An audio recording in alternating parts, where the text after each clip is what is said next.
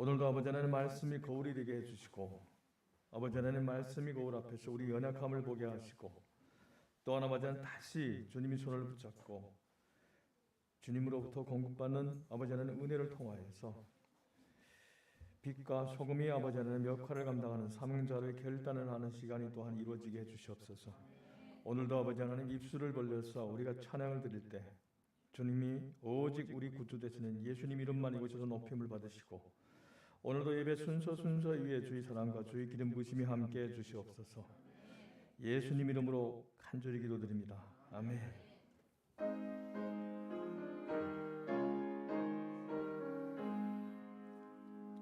만복의 근원 하나님, 온 백성 찬송 드리고 전천사여 찬송하세.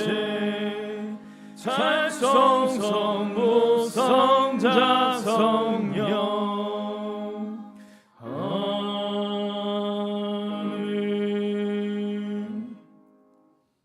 주님 앞에서 우리 신앙을 고백하는 시간을 갖겠습니다.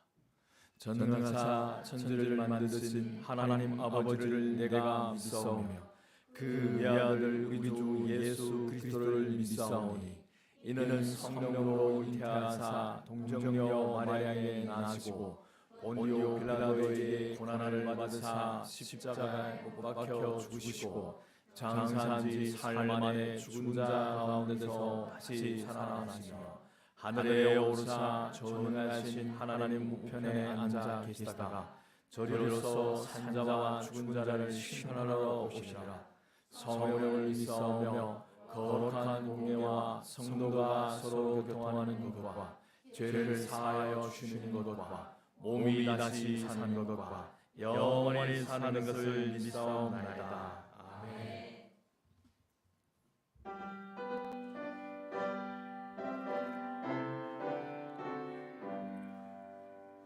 전능와 오셔서 주 이름 찬송케 하옵소서. 영광과 권능의 성부여 오셔서 우리를 다스려 주옵소서. 강생한 성자여 기도를 들으소서. 택하신 백성들 복 내려 주시고 거룩한 마음을 주옵소서. 위로의 주 성령 오셔서 큰 증거 주옵소서. 전능한 주시여 각 사람 마음에서 떠나지 마시고 계십소서. 삼위일체께 한없는 찬송을 드립니다. 존귀한 주님을 영광 중 배웠고 영원히 모시게 하옵소서.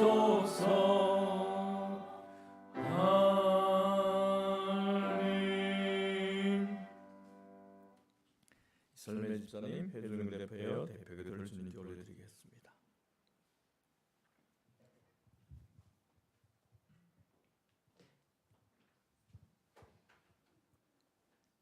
은혜가 풍성하시고 자비로우신 하나님 아버지 감사합니다. 늘 주의 전에 사모하여 한자리에 모이게 하시고 주님께 찬양과 경배 올려드릴 수 있도록 인도하여 주시니 감사합니다.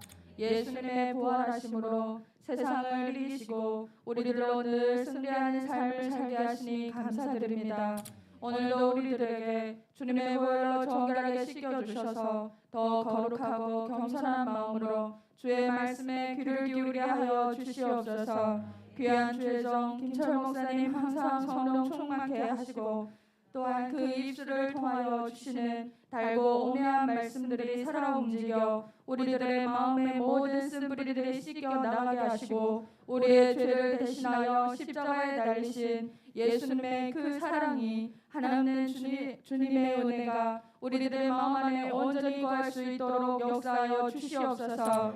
이 시간 우리들의 모든 걱정, 근심, 염려 주님께 올려드립니다. 주님께서 무거운 짐진 자들아 다 내게로 오너라. 내가 너희를 쉬게 하겠다고 약속하셨사오니 우리들의 마음의 모든 짐들을 온전히 맡길 수 있도록 역사하셔서 평안과 위로로 채워주시기를 간구합니다. 주님의 구원의 은혜가 우리에게 넘칩니다. 그 은혜로 전하는 교회 모든 성도가 성령 안에서 하나가 되어 예수 생명 사역을 온전히 이루어갈 수 있도록 사용하여 주시옵소서. 이 시대에 주님이 찾으시는 기쁨의 제자들로 세우셔서 주님의 귀한 백성들을 주님께로 인도할 수 있는 전도자의 사명을 온전히 감당하는 지체들이 되게 하여 주시옵소서. 주님의 뜻이 우리들을 통하여 온전히 이 지역 사회에 이루어지기를 간구합니다. 어지러운 이 세대에 더욱더 주의 백성들을 믿음의 굳건한 반석 위에 세우사 오직 참된 예수 그리스도를 바라보며 삶으로 살아내어 진리의 복음을 이 나라와 민족에게 전도하며 나가는 주의 백성들이 되게 하여 주시옵소서. 또한 우리의 삶 속에서 매 순간마다 모든 일에 염려하지 않고 오직 기도와 강으로 구하게 하시며 주님을 앞서지도 뒤서지도 않게 하심으로 주님의 인도함 받는 우리 모두가 되게 하여 주시옵소서. 오늘도 성령님의 인재 가운데 우리 천군 천사들과 함께 영과 진리로 주님께 올려드리는 예배가 되게 하여 주실 줄 믿사오며 우리의 왕이신 예수 그리스도의 이름으로 기도드립니다. 아멘.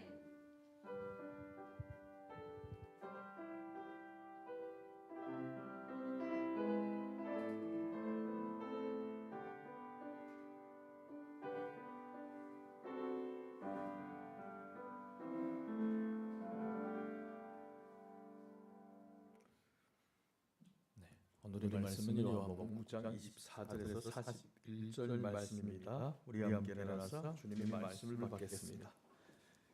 제가 한 절, 여러분이 한 절 함께 봉독하겠습니다. 바리새파 사람들은 눈물 얻던 그 사람을 두 번째로 불러서 말하였다. 영광을 하나님께 돌려라. 우리가 알기로 그 사람은 죄인이다.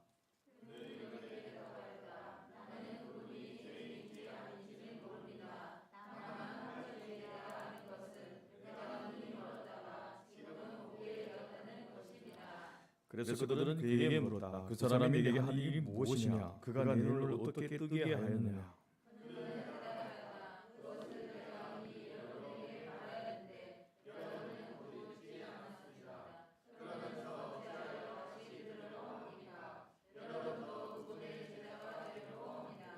그러자 그들은 그에게 욕설을 퍼붓고 말하였다. 너는 그 사람이 제자이지만 우리는 모세의 제자이다.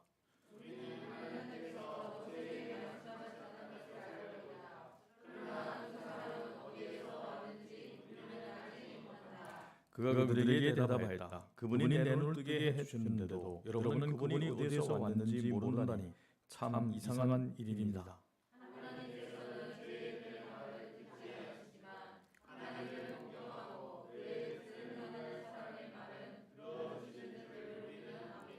나면서부터 눈먼 사람의 눈을 누가 뜨게 하였다는 말은 창세로부터 이제까지 들어본 적이 없습니다.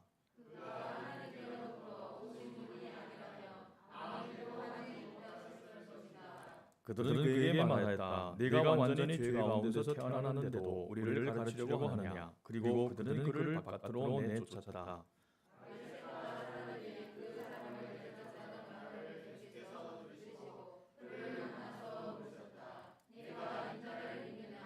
그가 대답하였다. 선생님, 그분이 어느 분입니까? 내가 그분을 믿겠습니다.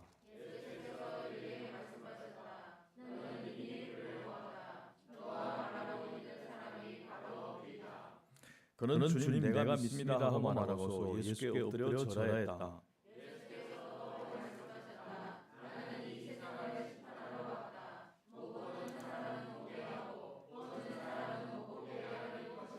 예수와 함께 있던 바리새파 사람들이 이 말씀을 듣고 나서 말했다. 우리도 눈이 먼 사람이란 말이오.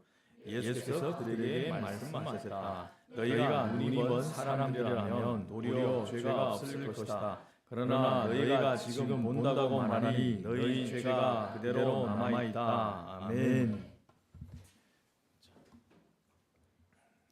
오늘도 주님의 은혜를 삼아서 나오는 여러분을 주님의 이름으로 축복합니다.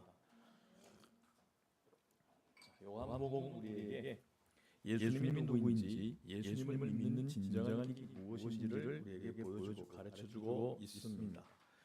자, 오늘은 이어지는 요한복음 말씀입니다. 당신은 누구의 제자입니까? 네. 우리 인생에서 만남은 너무나 중요합니다. 이 만남 중에 중요한 만남 중에 이 우리 인생 가운데 여러 가지 만남들이 정말로 많습니다. 그 가운데 중요한 만남 중에 하나가 바로 누구를 스승으로 만나느냐 하는 것입니다. 여러분 곰곰이 여러분 주위에 있는 분들, 여러분에게 스승의 역할을 하는 분들, 영향을 주는 분들에 대해서 살펴보십시오. 어찌 보게 되면 그분들이 미래가 여러분의 미래가 될 수도 있습니다. 투영이 될 수 있기 때문입니다. 특히 너무나 마음속으로 사랑하고 존경하는 스승인 경우에는 그의 신앙과 사상뿐만 아니라 어느새 자기도 모르게 말투와 손 동작까지 점점 그대로 따라가는 자신을 보기도 합니다. 자, 지금이 제 모습에 조금이라도 보기 좋은 구석이 보인다면 그것은 저에게 영향을 준 스승들로 인함이 아닐까 싶습니다. 그런 좋은 모양들이 어우러지고 물이 있다 보면 언젠가 제게도 누군가와 나눌 수 있는 도드라진 품성이 생기리라고 조심스럽게 기대해 봅니다. 여기 좀 돌려주세요. 자, 제가 봐도 제 가장 존경하는 제 주변에 스승이 참 많습니다. 그런데 제일 중요한 만남 중에 하나가 우리 유기성 목사님하고 만남입니다. 그 전까지 참 목회적으로 훌륭한 분들을 만났지만 저에게 평생 동안 예수님을 바라봐야 합니다. 그 길만이 목회자가 사는 길입니다. 라고 가르쳐 주신 분이 유기성 목사님이십니다. 그리고 오늘 아름다운 또 마무리를 하면서 새로운 여정을 시작합니다. 진정한 믿음의 길은 마무리가 아름다워야 합니다. 제가 봐도 저는 주님의 은혜와 축복을 정말 많이 받은 사람입니다. 인생이 고비 많아 정말 훌륭한 스승 같은 분들을 많이 만나 위로받고 가르침받고 사랑받았습니다. 그들의 사랑과 가르침이 오늘의 저를 있게 하였습니다. 물론 모든 것이 주님 안에서 이루어졌습니다. 주님께서 주님에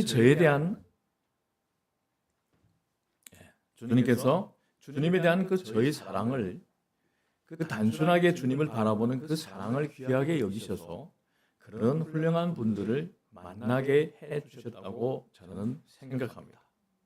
오늘 제가 좀 마음이 많이 착잡합니다. 우리는 두 번에 걸쳐 날 때부터 눈을 먼 사람이 새롭게 태어나서 예수님이 말을 따라가는 유아기를 거치고 또 본의 아니게 종교 지도자들과의 논쟁에 휘말려 위기 때를 보내는 장면까지 지난 시간까지 살펴보았습니다. 좀 더 유심히 살펴보면 그 과정에서 눈멀었던 그 사람이 또다시 본의 아니게 부모로부터 독립해 스스로 자기 문제에 책임을 져야 하는 그 자리로 내몰리게 되는 모습도 볼 수 있습니다. 보면은 우리에게 한때 눈멀었던 사람이 예수님을 만나 눈을 뜬 후 그분을 따라가는 제자로 거듭나는 그 과정을 보여주고 있습니다. 그냥 눈먼 소경이 예수님을 만나 치유됐다. 이거 아닙니다. 그래서 성경은 깊이 우리가 영적인 눈으로 들여다보고 관찰해야 합니다.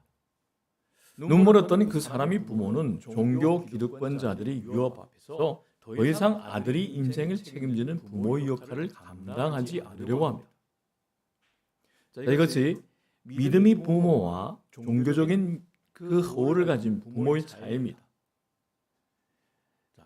이 부모가 정말 믿음의 부모였다면 생명을 바쳐서라도 자기 자식을 보호하려고 할 겁니다. 그런데 위기 앞에서 이 자식을 쳐냅니다. 이제는 그 아이가 컸으니 성인이 되었으니 알아서 결정하라. 아들의 의지와는 상관없이 아들의 의지를 물어보지도 않고 그를 광야로 내봅니다. 물론 부모의 모습은 비겁하고 무책임해 보입니다. 그러나 우리가 알아야 할 것은 언젠가 우리도 물리적으로뿐만 아니라 영적으로도 자녀들을 떼어놓아야 할 때가 올 것입니다. 우리도 영적으로 누군가로부터 스스로 독립해서 하나님 앞에 대답하고 책임져야 할 시기를 맞았던 것처럼 말입니다. 여러분, 항상 젖만 먹을 수는 없습니다. 우리가 새 신자가 되어서 신앙의 여정을 처음 시작할 때는 주님께서도 아장아장 걸어가는 모습을 보며 기뻐하십니다. 하지만 10년이 흘러도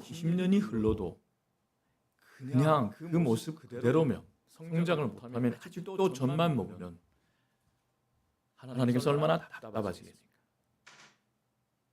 또한 우리는 단단한 식물을 먹어야 할 때, 즉 의 말씀을 듣고 영적인 지각을 사용해 그 말씀으로 또한 선악을 분별하면서 살아야 할 때가 옵니다. 그러면 그런 성장을 이루어가지 못하면 항상 우왕좌왕합니다. 여기 터지고 저기 터지고. 고난은 우리를 성장하게 만듭니다. 그래서 고난의 유익이라는 겁니다.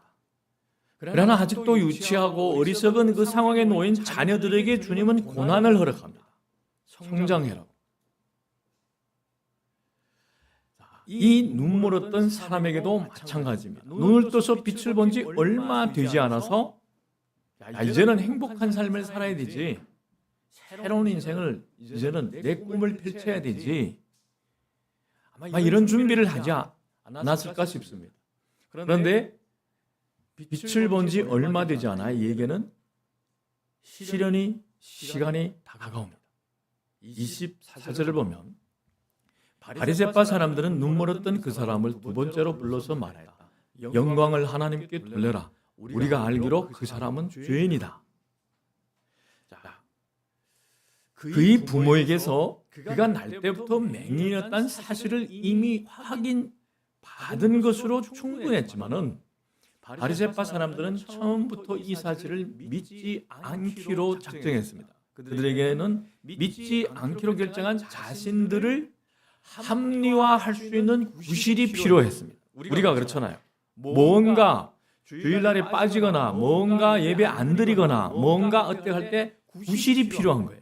방법이 없어서 뭔가 합리화할 수 있는 그 구실을 가지고 예수님을 인정하지 않은 자신들을 정당화하고 싶었던 겁니다. 예수님을 당장 인정하지 않는 사람들에게는 늘 이런저런 핑계가 있습니다. 누가복음 14장에서 예수님은 이에 대해 비유로 말씀하셨습니다. 항상 우리는 인간적으로 설득하려 하면 감정이 상합니다. 그래서 항상 성경을 가지고 이야기해야 됩니다. 특별히 목회자는 큰 잔치를 배설하고 사람들을 불렀으나 사람들은 이런저런 구실을 대며 오기를 거절했습니다. 누가복음 14장 18절에서 20절 말씀을 보겠습니다. 그런데 그들은 모두 하나같이 핑계를 대기 시작했다. 한 사람은 그에게 말하기를 내가 밭을 샀는데 가서 보아야겠소. 부디 양해해 주기 바라오하였다. 다른 사람은 내가 겨릿소 5쌍을 쌌는데 그것들을 시험하러 가는 길이요. 부디 양해해 주기 바라오하고 말했다. 또 다른 사람은 내가 장가를 들어서 아내를 맞이하였소. 그러니 가지 못하겠소 하고 말했다. 바리새파 사람들은 자신들이 유업 앞에서 주저하는 부모의 주저함을 보며 뭔가 또 찾아낼 수 있다는, 뭔가 아직 끄집어낼 수 있는 여지가 있어, 틈새가 있어 라는 착각을 가지게 됩니다. 그래서 또다시 눈물었던 그 사람을 두 번째로 불러서 영광을 하나님께 돌려라. 우리가 알기로 그 사람은 죄인이다고 말했습니다. 그들은 이제 아주 노골적으로 눈물었던 그 사람을 위협하고 있습니다. 여기서 이들이 이 말은 그의 삶에 이루어진 일에 대해 하나님께 영광을 돌리라는 뜻이 아닙니다. 항상 우리는 성경을 문자 그대로 알면 그냥 우리 영은 살아서 움직이지 못하고 그 상징하는 바를 깨닫지 못하면 예수님을 바라볼 수 없어요. 자, 문맥에 따라서 이렇게 쭉 보면 자기들이 이미 다 알고 있으니 사실대로 실토하라는 뜻입니다. 예수님을 모르면서 안다고 말하며 주님을 죄인으로 몰고 가는 이들의 모습에서 이들이 영적인 무지를 우리는 볼 수 있어야 합니다. 그들은 주님을 알고 싶지도 않았고 그냥 자신들이 안다고 스스로 믿고 싶었을 뿐입니다. 우리에게도 이런 모습이 보여지고 있지는 않습니까? 그들이 유업 앞에서 그 눈물었던 사람은 아무 꾸밈도 없이 대담합니다. 아주 단순하고 솔직하게 이야기를 합니다. 우리에게도 한때는 이런 모습이 있었습니다. 초창기에 예수님을 만났을 때 단순합니다. 솔직합니다. 그런데 어느 순간에 세상에 오염이 되다 보니까 이제는 아주 요령을 탑니다. 합리화를 시킬 줄 알아요. 근데 예수님을 진정으로 믿는 사람들은 단순합니다. 솔직합니다. 제가 앞에서 보여준 유기성 목사님 단순합니다. 솔직합니다. 25절에서 그는 이렇게 대답합니다. 나는 그분이 죄인인지 아닌지는 모릅니다. 다만 한 가지 내가 아는 것은 내 눈이 멀었다가 지금은 보게 되었다는 것입니다. 이 사람이 대답 속에는 바리새파 사람들이 견해에 대한 은근한 반대가 있음을 볼 수 있습니다. 야, 협박합니다. 너 이런 대답을 해. 이 사람은 죄인이야. 이 사람을 죄인으로 몰고 갈 수 있는 대답을 해 라고 협박을 합니다. 그런데 그 사람은 그러한 상황에 눌리지 않고 자신이 속인 대로 이야기합니다. 이게 예수를 바라보는 사람입니다. 당신들이 주장한 바에 대해서는 나는 그런지는 모르겠습니다. 다만 한 가지 내가 아는 것은 내가 눈이 멀었다가 지금 보게 되었다는 것입니다. 다시 한번 그들에게 협박하는 자들에게 자신에게 일어난 기적은 분명한 것임을 확인시켜 줍니다. 또한 이 말 속에는 이런 사람으로서는 할 수 없는 일을 하신 분이 어떻게 죄인일 수 있단 말입니까? 라는 반문이 숨어 있는 것 같지 않습니까? 이분은 대단한 겁니다. 여러분, 그 당시의 유대인 공동체에서 쫓겨난다게 되면 생계에 달린 문제입니다. 우리는 생계를 핑계로서 자꾸 신앙의 구실을 달고 합리화를 시키지 않습니까? 떳떳한 분이 한 분이라도 있습니까? 다. 우리는 눈멀었던 사람처럼 설령 예수님과 성경에 대해 지식적으로 충분히 배우지고 알지 못하고 있더라도 사람들이 예수님에 대해 함부로 이야기할 때 우리 자신이 변화된 모습이 가장 큰 증거라고 이 사람처럼 당당하게 말할 수 있어야 합니다. 나의 변화된 삶으로 한 가지 나는 알고 있습니다. 그분을 만났더니 내가 변했습니다. 지금이 오늘이 내가 있을 수 있었습니다. 이렇게 말할 수 있어야 됩니다. 하지만 비뚤어지는 이 신관에 의하여 비뚤어진 신앙으로 굳어진 바리새파 사람들은 끝까지 예수님에 대한 정죄를 포기하려고 하지 않습니다. 그들은 어떻게 해서든지 위협으로 이 사람을 무너뜨리고 자신들이 목적을 달성하려고 또 같은 질문을 합니다. 그래서 그들은 그에게 물었다. 그 사람이 내게 한 일이 무엇이냐? 그가 내 눈을 어떻게 뜨게 하였느냐?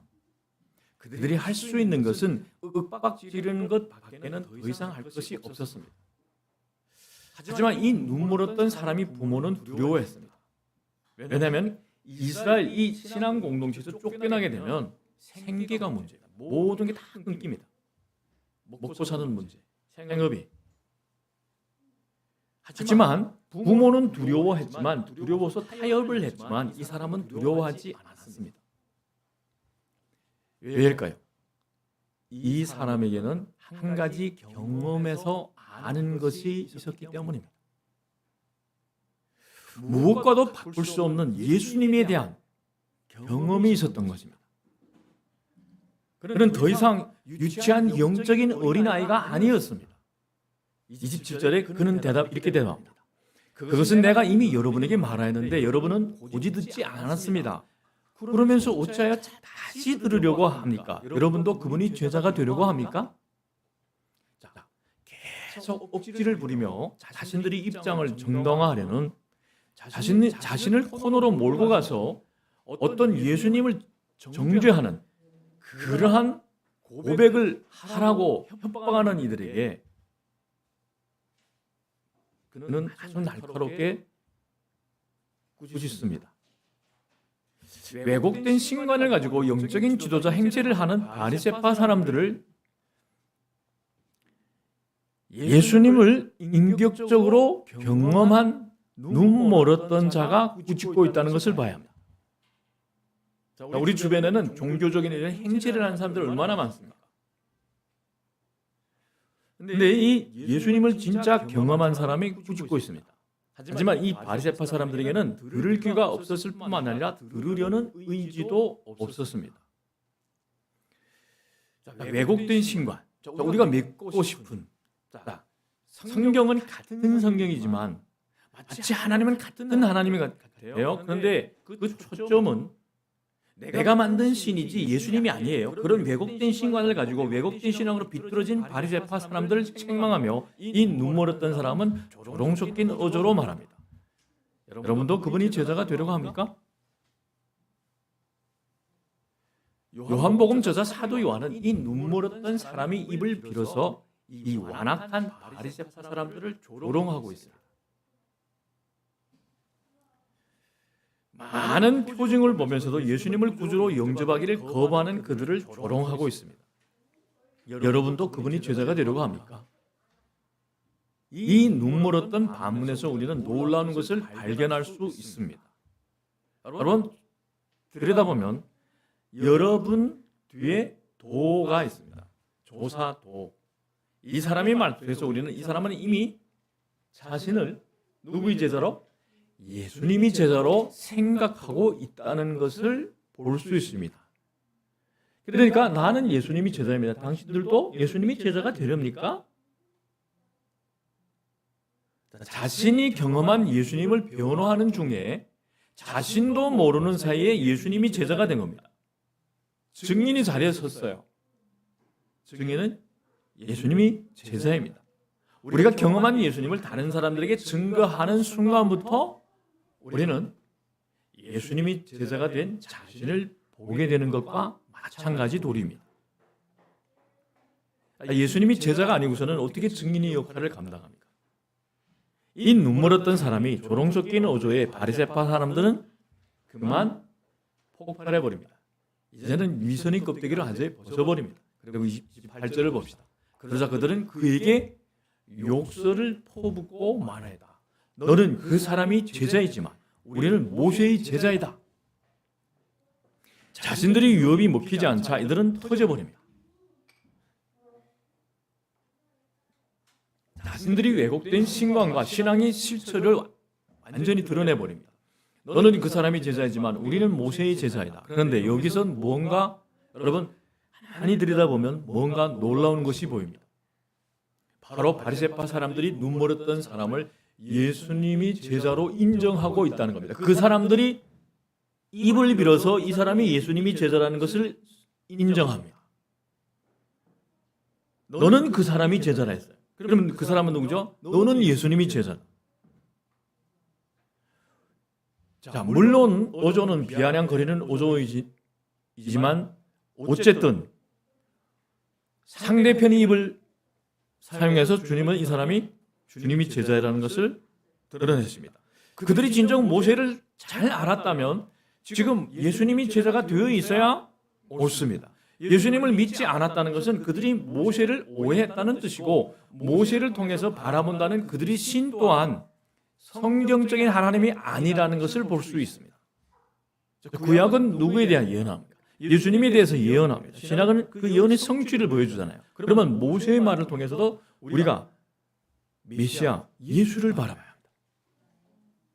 예수님은 앞에서 분명하게 이렇게 말씀하셨습니다. 요한복음 5장 39절을 보게 되면 너희가 성경을 연구하는 것은 영원한 생명이 그 안에 있다고 생각하기 때문이다. 성경은 나에 대하여 증언하고 있다. 성경을 읽는데 예수님이 안 보여요. 성경을 강의한다는데, 설교를 한다는데 강단에서는 맨날 자기가 하고 싶은 정치 이야기를 합니다. 떠들고 싶은 이야기를 합니다. 예수님이 종일까요? 만약 모세가 살아있다면 그들을 고소했을 것입니다. 예수님은 이어서 이렇게 말씀하셨습니다. 너희는 서로 영광을 주고받으면서도 오직 한 분이신 하나님께서 주시는 영광을 구하지 않으니 어떻게 믿을 수 있겠느냐? 내가 너희를 아버지께 고발하리라고는 생각하지 말아라. 너희를 고발하는 이는 너희가 희망을 걸어온 모세이다. 너희가 모세를 믿었더라면 나를 믿었을 것이다. 모세가 나를 두고 썼기 때문이다. 그러나 너희가 모세의 글을 믿지 않으니 어떻게 내 말을 믿겠느냐? 그 당시에 제자들은, 예수님과 제자들은 구약을 가지고 다 이야기했습니다. 근데 오늘날 구약, 구속사적으로 구약을 풀며 예수님을 말하는 사람들이 별로 많지 않습니다. 참된 목자와 스승은 언제나 교인들의 시선을 자기 자신에게 향하게 하지 않고 예수님을 향하게 합니다. 자꾸 나를 따르라. 예수님은 안 보이고 어떠한 그 사람을 중심으로 해서 어떠한 세력이 형성된다는 것은, 예수님이 안 보이고 세력이 형성되는 것은 우리가 분별해 볼 필요가 있습니다. 하지만 바리새파 사람들은 자신들이 성경 전문가라는 사실에 만족할 뿐입니다. 야, 우리는 교육 다 받았어. 학위까지 땄어. 근데 그들이 입술에는 예수님이 고백되어지고 있습니까? 예수님에 대한 가르침이 그대로 전해지고 있습니까? 예수님을 구주로 바라보며 그분을 따르는 제자의 삶에는 전혀 관심이 없습니다. 모세의 제자들이라고 자처한 바리새파 사람들은 또 이렇게 말합니다. 29절에 우리는 하나님께서 모세에게 말씀하셨다는 것을 알고 있다. 그러나 그 사람은 어디서 왔는지 우리는 알지 못한다. 이것은 뭐죠? 성경은 읽는데 나는 성경 잘 읽고 있어. 통독 잘하고 있어요. 말씀 지켜. 근데 예수는 몰라요. 나 몇 독 했어요. 근데 예수는 몰라요. 모세가 하나님께 말씀을 받은 사람이라면 예수님은 누구이십니까? 말씀 그 자체입니다. 예수님이 수차례 자신이 하나님께로부터 왔다고 가르치셨건만 그들은 듣지 않았습니다. 듣고도 믿지 않았습니다. 눈물었던 사람은 바리새파 사람들이 저주와 위협에 조금도 물러서지 않습니다. 시간이 갈수록 그의 태도는 당당하다 못해 당돌해지기까지 합니다. 그는 몇 가지 증거를 들어 예수님이 죄인이 아니시라는 것을 증명합니다. 30절 보면 그가 그들에게 대답하였다. 그분이 내 눈을 뜨게 해주셨는데도 여러분은 그분이 어디서 왔는지 모른다니 참 이상한 일입니다. 첫째, 그는 자신의 경험을 근거로 증명합니다. 예수 그리스도라는 역사적 인물은 실제로 존재했고 그분이 말과 행적이 기록으로 남아있으며 무엇보다도 그분이 부활을 보고 듣고 믿은 사람들이 시작한 교회가 2000년도 넘게 사라지지 않고 있습니다. 예수 복음으로 인생이 변하고 삶의 목표가 재설정되고 성품이 바뀐 사람들의 이야기를 우리는 도처에서 들을 수 있습니다. 그런데도 여전히 예수님을 구주로 받아들이지 않는 모습에 우리는 놀라지 않을 수 없습니다. 이렇듯 사람은 죄인이고 완악합니다. 자기 중심적입니다. 죄인의 특징은 이기적이고 또 그러한 모습이 우리 안에서도 많이 보여지고 있다는 것에 놀라지 않을 수 없습니다. 눈멀었던 자는 두 번째 증거를 또 제시합니다. 하나님께서는 죄인들이 말은 듣지 않으시지만 하나님을 공경하고 그의 뜻을 행하는 사람이 말은 들어주신 줄을 우리는 압니다. 자, 그는 어제 자기가 알고 있던 성경 지식을 통해서 예수님이 자신에게 하신 일을 평가하고 있었던 것입니다. 예수님과의 개인적인 관계에서 얻은 경험은 정말 소중합니다. 우리는 이것을 인격적인 만남이라고 합니다. 하지만 그것이 성경의 가르침과 어울리는지 또한 성경에서 일관되게 말씀하시는지는 예수님의 모습과 어울리는지 비춰보는 일은 또한 꼭 필요합니다. 사탄도 얼마든지 우리로 하여금 신비적인 능력을 체험할 수 있기 때문입니다. 선지자 노릇도 하고 능력도 행하고 귀신도 쫓아내지만 마태복음 21장 23절에서는 나는 너를 모른다. 불법을 행하는 자들아 내게서 떠나라고 합니다. 그러한 사람들이 실제로 있기 때문입니다. 눈멀었던 이 사람은 눈멀었던 그때는 회당 예배에도 참석할 수 없었습니다. 유대인들의 눈에는 이 사람은 날 때부터 죄인입니다. 그러니까 회당에 들어갈 수 없어요. 그러므로 우리는 그가 성경을 얼마나 많이 알았는지 또 얼마나 자주 접할 수 있었는지에 대해서는 알 수 없습니다. 하지만 예수님이 죄인이 아니시라는 것을 증명하는 데는 우리가 심오하고 어려운 이런 과학적인 지식이 필요한 게 아니었습니다. 31절에 하나님께서는 죄인들이 말은 듣지 않으시지만은 하나님을 공경하고 그의 뜻을 행하는 사람이 말은 들어주시는 줄을 우리는 압니다. 가장 기본적인 상식, 진리를 이분은 알고 있습니다. 이것이 영적으로 눈을 뜬 자와 지식으로 머리는 크지만 영적으로 맹인인 자의 차이입니다. 마지막으로 이 눈멀었던 사람은 역사적인 증거를 제시합니다. 32절에 나면서부터 눈먼 사람이 눈을 누가 뜨게 하였다는 말은 창세로부터 이제까지 들어본 적이 없습니다. 그리고 이렇게 결론을 내립니다. 그가 하나님께로부터 오신 분이 아니라면 아무 일도 하지 못하셨을 것입니다. 자, 이 세 가지 증거를 보면서 우리는 이 눈멀었던 사람은 물과 성령으로 거듭난 사람, 위로부터 낳고 빛에 속한 사람이라는 것을 알 수 있습니다. 또한 이렇듯 예수님을 인격적으로 경험하고 담대하게 그분을 증거하는 자의 입술은 성령이 주장해 주신다는 것을 알 수 있습니다. 바리새파 사람들은 눈멀었던 사람을 만나자마자 죄를 실토하라고 윽박지르더니 이제 아는 대로 솔직히 말하니까 이제는 나름대로 설득력 있는 증거를 들이대면서 또한 예수님을 변호하니까 결국 노발대발하면서 그를 바깥으로 쫓아냅니다. 이것은 바깥으로 쫓아내는 건 뭔 말하면 이스라엘 이 신앙 공동체에서 쫓아버립니다. 이거는 최고의 형벌입니다. 34절을 보게 되면 그들은 그에게 말하였다. 네가 완전히 죄 가운데서 태어났는데도 우리를 가르치려고 하느냐. 그리고 그들은 그를 바깥으로 내쫓았다. 자, 여러분 사업을 하는 분들은 알 겁니다. 어떤 생계수단이 어떤 조합에 들어갔다가 거기에서 쫓겨나는 순간에 얼마나 상황이 어려워진다는 거예요. 먹고 사는 그 문제가. 그러니까 이스라엘 이 전체 이 사회적인 기반에서 완전히 이 아웃되는 겁니다. 이 바리새파 사람들에게 이 사람이 들이댄 증거나 말이 옳은지 그른지는 관심도 없습니다. 단지 그들에게 중요한 것은 이 자가 감히 자신들이 권위에 도전하고 자신들이 말을 거역하고 받아들이지 않았다는 사실이 중요했지 그의 말이 사실인지는 중요하지는 않았던 것입니다. 그러기에 이 예수님을 증거하는 사람을 완전한 죄 가운데 태어난 죄인으로 취급하며 그의 말을 완전하게 다 틀렸다고 비판하고 판단합니다. 우리가 9장을 시작할 때 우리가 보았듯이 제자들도 바리새파 사람들처럼 생각하고 있었습니다. 예수님을 따르는 제자들도 이 사람은 날 때부터 죄인이라서 눈 멀어지지 않았습니까?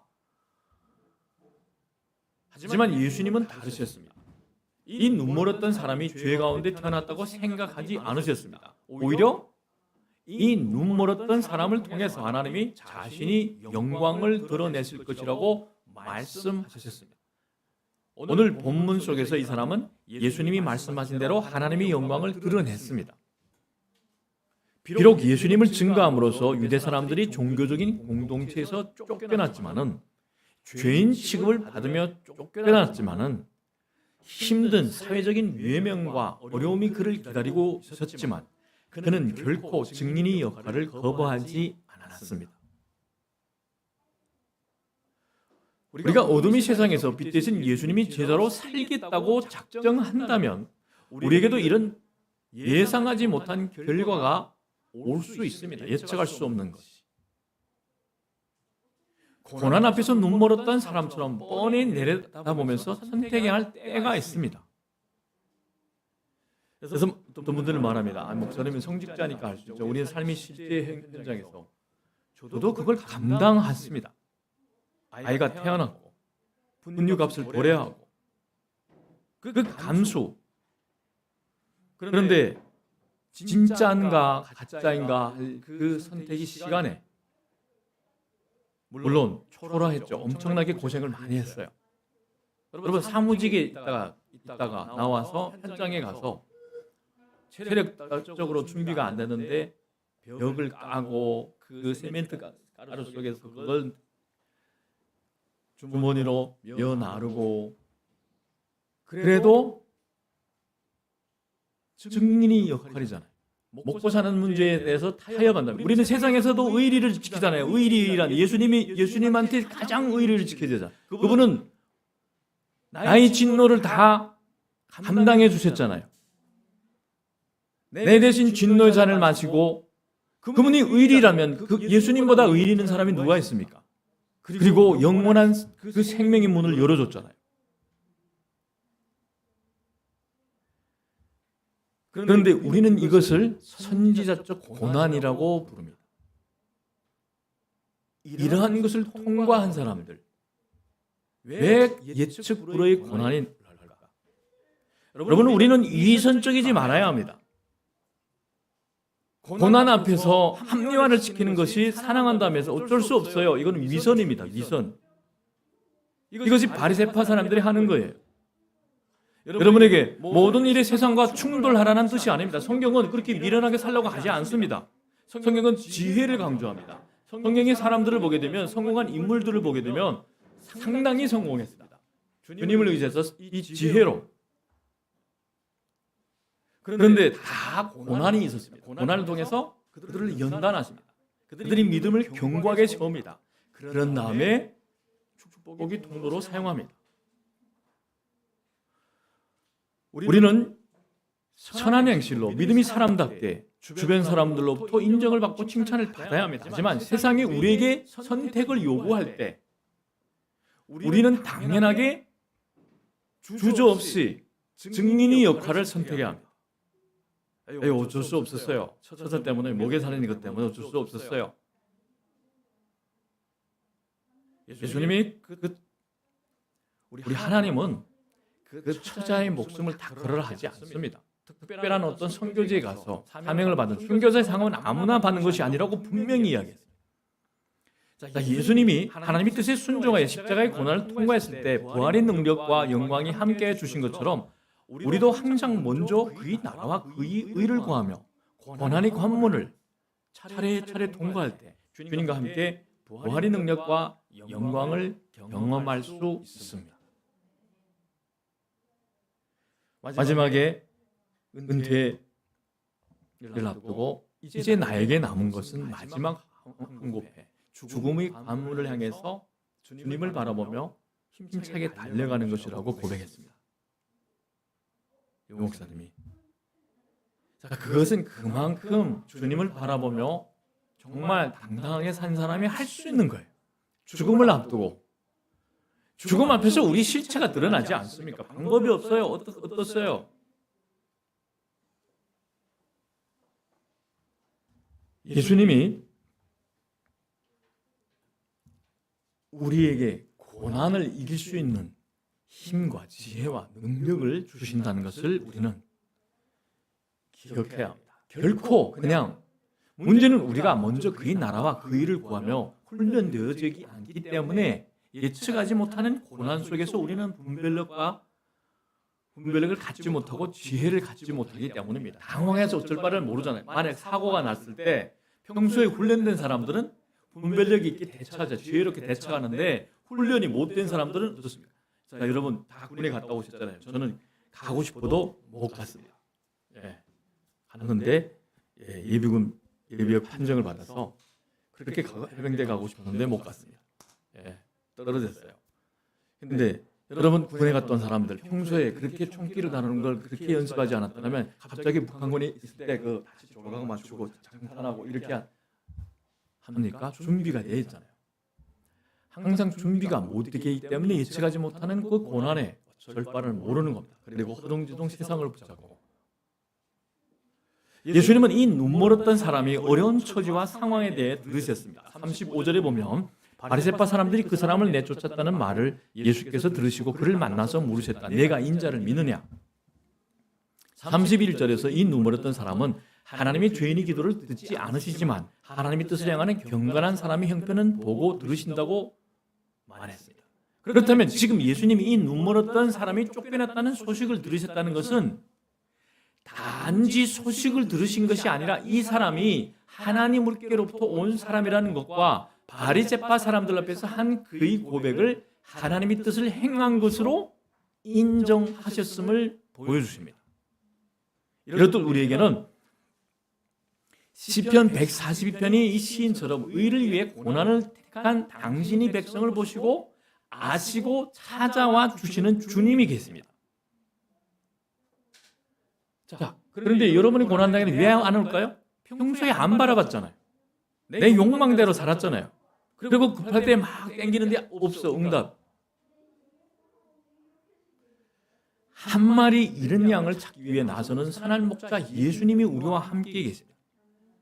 그래서 사망의 음침한 골짜기로 또 찾아오시는 든든한 목자가 우리에게 계신다는 것을 명심해야 합니다. 이렇듯 쫓겨난 눈멀었던 사람을 찾아오는 예수님의 모습은 10장에 나오는 선한 목자 예수님의 모습을 암시해 주고 있습니다. 여기서는 예수님이 직접 어떻습니까? 듣고 찾아가셨지만 오늘날은 예수님이 성령님을 통해 우리 기도를 들으시고 우리를 도와주시고 계십니다.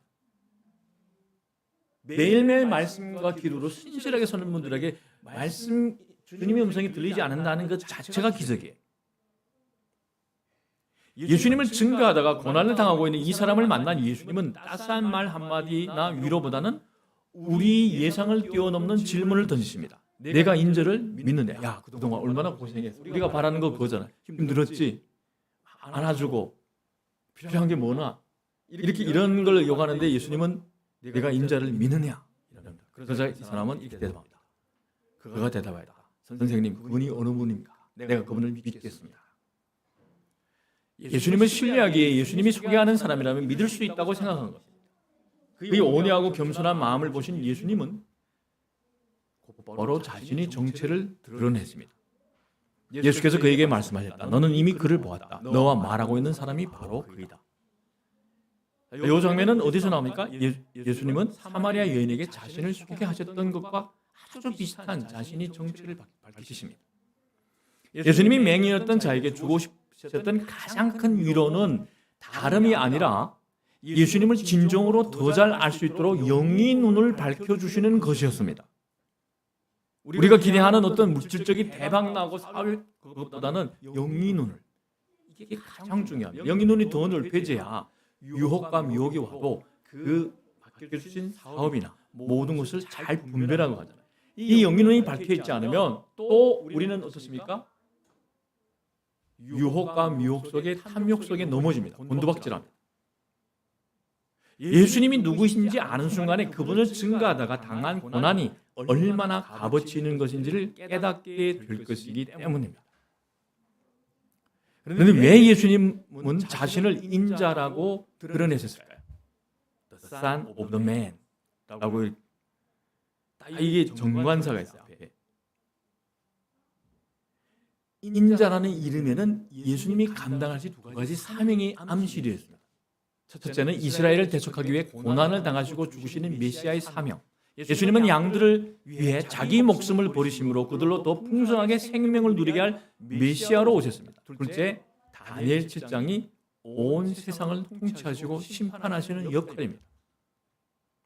그렇다면 이제 우리는 왜 예수님이 자신을 인자로 믿을 것을 요구하셨는지 짐작할 수 있습니다. 예수님은 눈멀었던 사람에게 그가 당한 고난이 바로 제자로서 자신의 길을 따르는 고난의 길이었다는 것을 확인시켜 주신 것입니다. 또한 자신이 심판하시는 인자로서 누가 죄인이며 누가 경건하게 하나님의 뜻을 행하는 자인지를 판단하실 것임을 보여주신 것입니다. 예수님의 말씀을 통하여 예수님이 누구신지를 알게 되자 눈멀었던 사람은 주저와 망설임 없이 엎드립니다. 그는 주님 내가 믿습니다 하고 말하고서 예수께 엎드려 절하였다. 주님 내가 믿습니다. 이 한마디로 충분합니다. 그의 고백이 변화된 과정을 우리가 보게 되면 그 다음 주시죠. 쭉 그의 고백에서 알 수 있습니다. 이런 변화의 과정이 있잖아요. 예수를 진짜 만나고 교제하는 사람들이 이 입술이 이 변화를 보십시오. 이 눈멀었던 사람은 시련을 거치고 고난을 통과한 후에 빛이신 예수님을 인격적으로 만나게 되었고 영적인 눈이 밝아졌어요. 그래서 예수님은 눈멀었던 사람을 치유한 사건의 영적인 의미를 아래와 같이 요약하십니다. 예수께서 또 말씀하셨다. 나는 이 세상을 심판하러 왔다. 못 보는 사람은 보게 하고 보는 사람은 못 보게 하려는 것이다. 자, 예수님이 심판은 두 가지입니다. 하나는 처벌이고 다른 하나는 구원입니다. 구원은 맹인이었던 자처럼 영적으로 보게 하는 것이고 처벌은 이제 앞으로 올 바리새인들처럼 보지 못하게 하시는 것입니다. 조용하게 하세요. 예수님은 스스로 자신이 운명을 결정하겠다고 생각하는 사람들, 성경과 역사와 사람들 속에 나타난 수많은 증거를 듣고도 귀를 막는 사람들은 그들이 원하고 작정한 대로 끝내 보지 못하도록 하실 것이라는 것입니다. 반대로 눈 못 뜨는 사람들에게 자신에게 다가와 주신 예수님에 대해 마음을 열고 그분을 받아들이고 자신이 무지를 인정하고 그분을 공개적으로 증거하는 이들에게는 더 자신을 깊이 알 수 있도록 기름을 부어주실 것입니다. 이것이 빛으로 오신 예수님의 사명입니다. 자신들에게 다가온 예수님을 영접하지 않는 바리새인들을 보며 예수님을 받아들이지 않고 믿지 않는 것 자체가 이미 심판의 시작이기 때문입니다. 여러분도 똑같은 설교를 듣잖아요. 이미 들었잖아요. 이제 오늘 은퇴하는 분이 예수님을 바라봅시다. 24시간 주님을 동행합시다. 계속 몇십 년간 그 강단에서 외쳤잖아요. 끝내 안 받아들이잖아요. 그건 이미 자체가 심판에 놓였다는 거예요. 변화되지 않잖아요. 굳어 있잖아요. 경직되어 있잖아요. 왜냐하면 영생은요 죽은 후에 누리는 것이 아니라 지금 이 땅에서 예수님을 왕으로 모시고 그 순간부터 누리는 건 생명입니다. 이 생명을 누리지 못하는 인생은 이미 심판을 받고 죽은 영이나 다름없기 때문입니다. 이것을 성경에서 말해주고 있는 거예요. 자, 우리가 마지막 40에서 41절 봅시다. 보는 자들에게 어떤 심판이 내려지는지. 40절 예수와 함께 있던 바리새파 사람들이 이 말씀을 듣고 나서 말했다. 우리도 눈먼 사람이란 말이오. 눈멀었던 사람이 말을 듣지 않았던 이들이 예수님이 말씀을 엿듣고 묻습니다. 우리도 눈먼 사람이란 말이오. 이게 직역하게 되면 우리는 눈먼 사람이 아니지. 아니지. 그럼 이걸 기다립니다. 우리는 눈먼 사람이 아니지. 아니죠. 당연히 아니죠. 이런 걸 기다립니다. 예수님은 이렇게 선언하십니다. 그런 자들에게 예수께서 그들에게 말씀하셨다. 너희가 눈이 먼 사람들이라면 도리어 죄가 없었을 것이다. 그러나 너희가 지금 본다고 말하니 너희의 죄가 그대로 남아있다. 예수 복음을 계속 선포하는데도 계속 듣지 않았잖아요. 그러면 어떻게 합니까? 설화 목적에 다녔지 않았어? 전하는 교회 다니지 않았어? 예수를 그때 믿으라고 하지 않았어? 아주 우리를 이건 뭐지 하고 갸우뚱하게 하는 대답입니다. 여기서 본다고 하니란 본다고 말하니란 본다고 하니란 스스로 다 안다고 여겨 지혜롭다고 생각하는 겁니다. 나 훈련만 받아서 공부 좀 했어. 그러면 예수님이 말씀이 새롭게 들릴 수 없습니다. 이걸 우리는 경계해야 됩니다. 어느 순간에 오랜 신앙생활 하다 보면 나 다 알아. 스스로 제가 다 알아 할게요. 다 압니다. 목사님 그만하세요. 반대로 눈이 먼 사람들이라면 자신이 한 길을 인정하고 예수님을 당장 메시아가 아니라도 영혼이 스승으로 받아들일 준비가 되어 있다는 뜻입니다. 늘 겸손하게. 예수님은 마태복음에서 이렇게 말씀하셨습니다. 11장 25절에 그때 예수께서 이렇게 말씀합니다. 하늘과 땅이 주님이신 아버지 이 일을 지혜 있고 똑똑한 사람에게는 감추시고 어린아이들에게는 드러내어 주셨으니 감사합니다. 여기서 이 일은 하나님 나라의 진리를 말합니다. 스스로 지혜 있고 똑똑하다고 여기는 사람들에게 스스로 본다고 생각하는 사람들은 문맥상 바리새파 사람들을 가리킵니다. 이미 종교적으로 굳어져 버렸어요. 우리 안에도 그런 사람들 얼마나 많습니까? 목이 굳어져서 경지가 안 돼요. 눈에 배이는 게 없어요. 어린 아이들은 열린 마음으로 온유하고 겸손하신 예수님께 나와 배우는 사람들입니다. 늘 어린아이 같은 상태에 겸손해요. 제가 컸다고 해도 제가 지금 이제는 17년, 15년 이상 했다고 해도 유기성 목사님 앞에서는 늘 그 첫 만남, 신대원 때 그 자세입니다. 동작이 흐트러지지 않아요. 그냥 공손하게. 사람들은 너무 그랬나? 아니에요. 스승에 대한 예의예요. 기본. 바울도 고린도 전서에서 이렇게 말했습니다. 고린도 전서 1장 26절에서 29절에 형제자매 여러분, 여러분이 부르심을 받을 때 그 처사가 어떠하였는지 생각하여 보십시오. 육신이 기준으로 보아 지혜 있는 사람이 많지 않고 권력 있는 사람이 많지 않고 가문이 훌륭한 사람이 많지 않았습니다. 그런데 하나님께서는 지혜 있는 자들을 부끄럽게 하시려고 세상이 어리석은 것들을 택하셨으며 강한 것들을 부끄럽게 하시려고 세상이 약한 것들을 택하셨습니다. 하나님께서는 세상에서 비천한 것들과 멸시받는 것들을 택하셨으니 곧 잘났다고 하는 것들을 없애시려고 아무것도 아닌 것들을 택하셨습니다. 이리하여 아무도 하나님 앞에서는 자랑하지 못하게 하시려는 것입니다. 여러분, 잘나고 잘나가는 사람은 타는 게 아닙니다. 깨지고 부서져서 인생을 깨닫고 예수님이구나 이런 자들을 택하고 들었습니다. 자칭 모세의 제자라고 하면서 예수님을 죄인 취급하며 몰아세웠던 사람들, 속으로 지혜롭고 똑똑하다고 생각하는 바리새파 사람들이 바로 영적인 맹인들이고 죄인들이거든요. 선한 목사 대신에 예수님의 음성을 듣고도 따라오지 않은 것은 목자이신 예수님께 속한 양이 아니라는 것을 스스로 증명하는 겁니다. 너희가 지금 본다고 말하니 너희 죄가 그대로 남아있다라는 말은 우리를 두렵게 합니다. 이 말씀 앞에서 우리는 두려워해야 합니다. 예수님을 본다고 하면서 그분을 왕으로 모시지 않고 그분이 말씀과는 전혀 무관한 삶, 바리새파 사람들처럼 이 세상의 돈, 권력, 명예에 집착하는 삶을 사는 종교인들이 죄는 그리스도인하고 종교인, 제자는 우리 다 제자론을 알잖아요. 달라요. 끝이 달라요. 종교인들이 죄는 그대로 남아있는 거예요. 종교적인 행위를 하는 사람들은 결국에 마지막에는 심판이 기다리고 있는 겁니다. 이걸 말해주고 있는 거예요. 신앙의 길에는 중도가 없습니다. 늘 제가 이야기하지만 저도 중도가 있었으면 좋겠습니다. 저도 한잔하기 좋아하고 놀러가기 좋아하고 했던 사람이에요.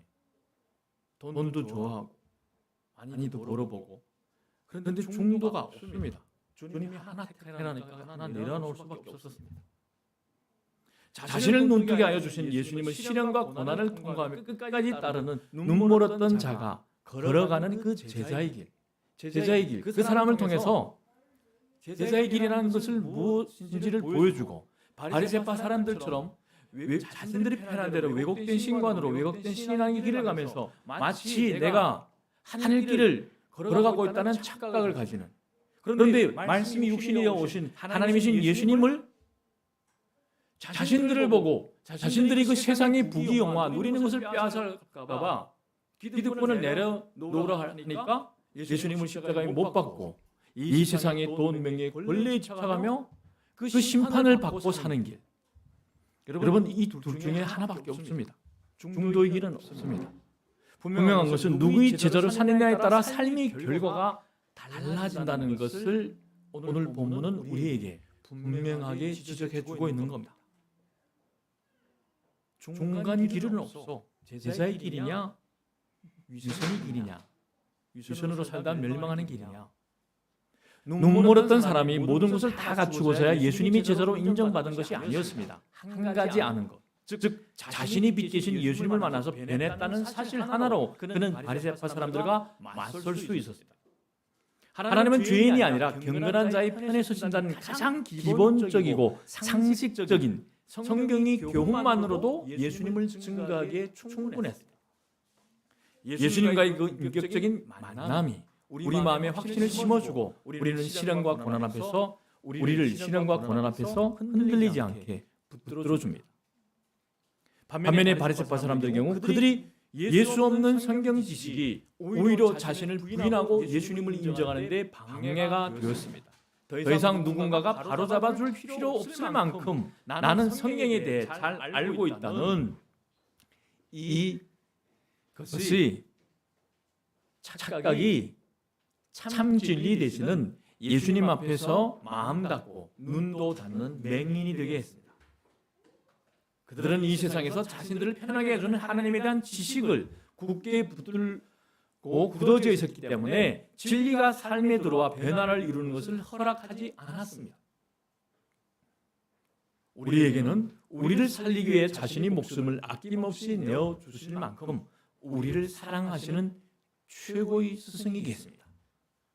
그분은 우리 구주가 되십니다. 그분은 우리 왕이 되시기도 합니다. 그분의 십자가의 죽음과 부활로 우리가 이미 영생을 누리고 있다는 한 가지 사실만으로 우리는 주저없이 후회 없이 그분이 제자로 살기에 충분합니다. 여기에 더 뭔 이유가 필요합니까? 눈물 없던 사람처럼 그 어떤 시련과 고난 속에서 그분에 대한 사랑과 확신을 붙들고 나아갈 때 그분은 우리 눈을 더 크게 열어주고 밝게 보게 해 주실 것입니다. 우리가 매일 말씀이 거울 앞에서 그분이 앞에서 자신이 무지와 한계를 깨달을수록 하늘의 지혜와 지식을 더 풍성하게 얻게 될 것입니다. 그러한 축복을 매일 누리는 여러분이 되시기를 주님 이름으로 축복합니다.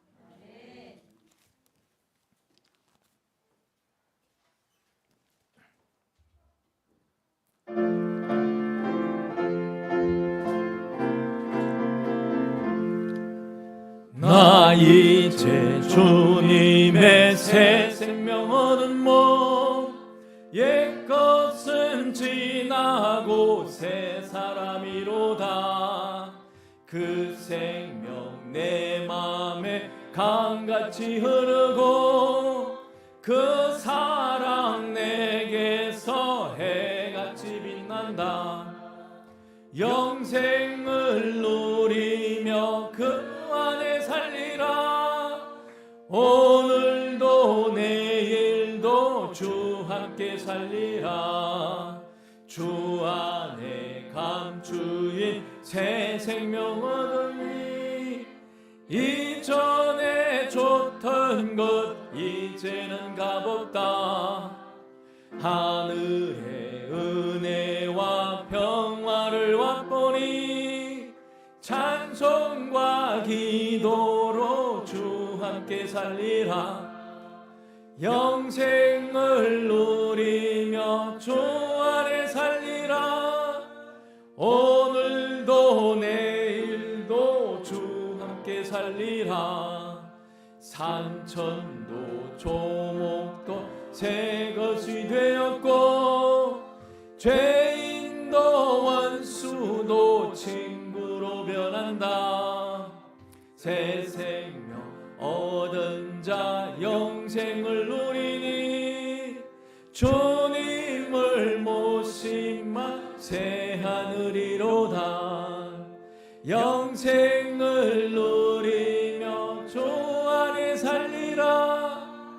오늘도 내일도 주 함께 살리라. 주 따라 가는 길 험하고 멀어도 찬송을 부르며 뒤따라가리라. 나 주를 모시고 영원히 살리라. 날마다 섬기며 주 함께 살리라. 영생을 누리며 주 안에 살리라. 오늘도 내일도 주 함께 살리라. 사랑의 주님, 아버지는 그 맹인이 아버지 치유받고 주님이 제자로 되는 아버지는 그 과정을 통해서 주님이 제자의 길 가는 길과 아버지 하나님 그 종교적인 삶의 길이 아버지는 분명히 두 가지 길이 있음을 우리에게 보여주셔서 감사합니다. 그 길에서 아버지 하나님 정말 후회 없이 주저 없이 아버지 하나님 그 주님을 따라가는 그 제자의 길을 선택하며 영생을 누리며 아버지 하늘나라를 아버지는 품고 그 나라의 소망을 두며 살아가는 저희들에게 주시옵소서. 예수님의 이름으로